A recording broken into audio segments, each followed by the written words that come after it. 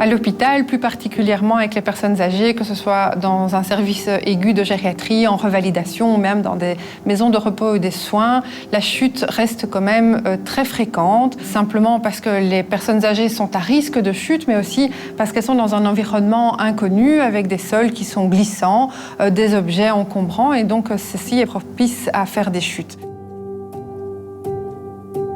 Lorsque la société Mint est venue nous voir, nous avons proposé à la société de pouvoir faire une étude prospective académique où nous allions étudier finalement quelle était la plus-value de ce capteur de chute par rapport à finalement une prise en charge classique en hospitalisation. Et donc nous avons décidé de mener cette étude sur 3 volets.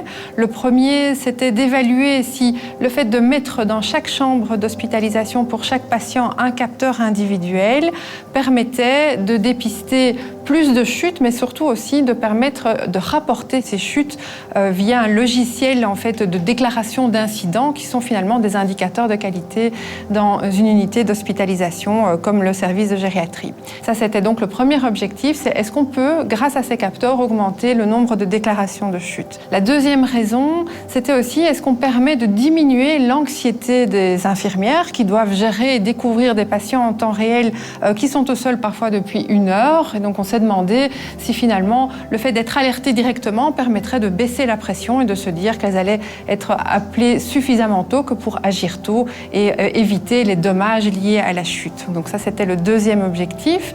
Et puis le troisième, c'était de pouvoir décrire les caractéristiques cliniques de ces chutes, puisqu'on sait que l'hôpital n'est pas un lieu où on chute moins qu'à la maison, au contraire. Donc c'est un endroit qui, pour les patients, est un petit peu moins connu. Ils doivent reprendre leurs repères, les sols sont glissants. Et donc, on va décrire les chutes sur base de est-ce que c'est l'environnement qui induit la chute ou bien est-ce que c'est le patient lui-même à cause de ces facteurs de risque qui présentent un risque accru de chute. Et donc ça, c'est le troisième volet de cette étude.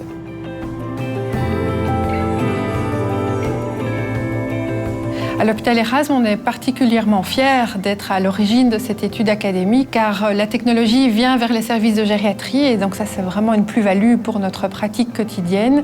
Et de plus, il n'y a pas grand-chose encore actuellement dans la littérature concernant ces capteurs et nous sommes contents de pouvoir apporter notre pierre scientifique à l'édifice.